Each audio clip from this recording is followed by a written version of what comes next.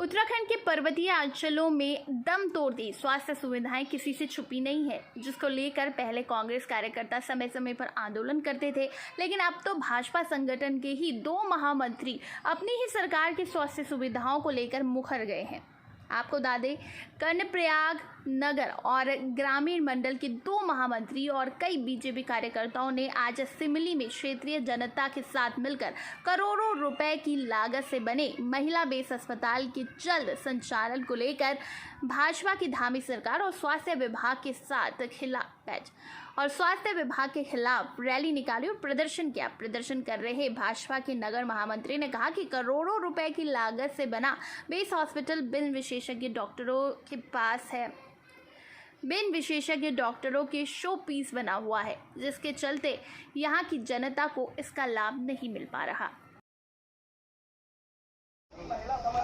देखिए, पहले तो मैं आपको ये बता दूं कि ये जो आप अस्पताल यहाँ पर निर्माण हुआ देख रहे हैं, मैं समझता हूँ कि इसको भी लगातार 4 साल के आंदोलन के पश्चात हमारे क्षेत्रीय जनता को ये अस्पताल मिला। और आज दुर्भाग्य इस बात का है कि आज अस्पताल के संचालन के 1 वर्ष बाद भी यहाँ पर लगातार ऐसी व्यवस्थाएं हैं, किसी भी प्रकार की कोई भी सुविधा इस अस्पताल के अंदर नहीं है। और दुर्भाग्य इस बात का है कि जितनी भी हमारे क्षेत्रों से, हमारे जो गाँवों से जो हमारे लोग आते हैं, उनको कर्णप्रयाग अस्पताल से मरते वक्त उनको रेफर किया जाता है चिकित्सा असुविधा के चलते, और कई लोगों ने आधे रास्ते में दम तोड़ दिया है। हमारे कहने का मतलब ये है कि कर्णप्रयाग अस्पताल की भी व्यवस्थाएं दुरुस्त होनी चाहिए, और जो वहाँ से रेफर जो केस है वो बड़े अस्पताल महिला बेस में उसको रेफर किया जाना चाहिए, ताकि उसकी मेडिकल के दौरान रास्ते में उसकी मृत्यु ना हो। और यहाँ पर जिस तरीके का इसके मानक हैं, अभी 11 डॉक्टरों की तैनाती इसमें बताई गई है। आप देखेंगे, आज तो रविवार है, 2 से 3 डॉक्टर यहाँ पे मिलेंगे। यहाँ पर मशीनें आ गई हैं, लेकिन टेक्नीशियन नहीं है। एक लैब यहाँ पर रखी हुई है, वो लैब आ जाओ तो 3 दिन बाद रिपोर्ट देती है। भाई ऐसे में आदमी क्यों आएगा? इतना बड़ा अस्पताल, लगभग 16 से 18 करोड़ रुपए की निर्मित से ये बिल्डिंग बनी हुई है, लेकिन ये क्या 100 पीस थोड़ी है ये? भाई जनता को इसका लाभ मिलेगा तब जाकर के तो सरकारी पैसे का सदुपयोग होगा।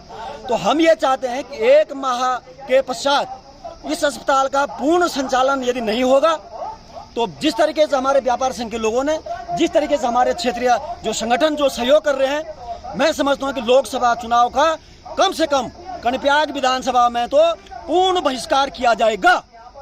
महोदय, यहाँ पे स्वास्थ्य की सेवाओं की बड़ी दिक्कतें हैं। कर्णप्रयाग में जब मरीज यहाँ से जाते हैं तो वो सिर्फ एक रेफर सेंटर बन करके रह गया है, और किसी भी मरीज को किसी भी तरह की वहाँ पे सुविधाएं नहीं मिल पाती हैं। तो इसलिए जब सरकार ने यहाँ पे बेस अस्पताल को स्थापित किया, तो सरकार का कर्तव्य बनता है कि यहाँ पे सारी सुविधाएं वो मुहैया करवाएं जनहित में।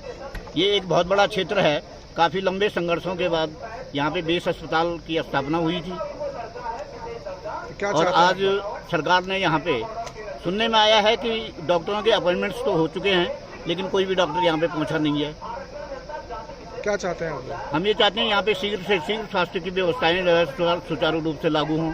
अगर समय पर आपकी मांगें पूरी नहीं होंगी तो हम इस आंदोलन को और आगे ले जाएंगे और उग्र करेंगे।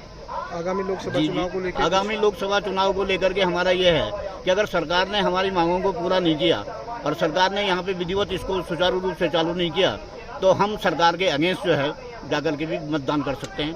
इससे पूर्व कर्णप्रयाग हॉस्पिटल में गांधीनगर की बिटिया प्रीति की मौत हुई, ये डॉक्टरों की लापरवाही के कारण हुई। हमने माननीय स्वास्थ्य मंत्री को उप जिलाधिकारी के माध्यम से ज्ञापन दिया। परसों हमारे प्रदेश अध्यक्ष आए थे, उनको भी ज्ञापन दिया। अभी हमारा ये कहना है कि शीघ्र महिला बेस अस्पताल का संचालन सिमली में हो, और कर्णप्रयाग में जो लापरवाह डॉक्टर हो हैं, जो एक व्यापारी बने हैं, उनको यहाँ से शीघ्र उनका स्थानांतरण किया जाए। और आगामी चुनाव को लेकर क्या है? लोकसभा चुनाव का नहीं तो बहिष्कार कर लें। अगर शीघ्र बेस अस्पताल का संचालन न होगा तो हमारे समस्त कपिरी पट्टी, नौटी न्याय पंचायत, बगोली न्याय पंचायत, सारी जनता उग्र आंदोलन के लिए बाध्य होगी।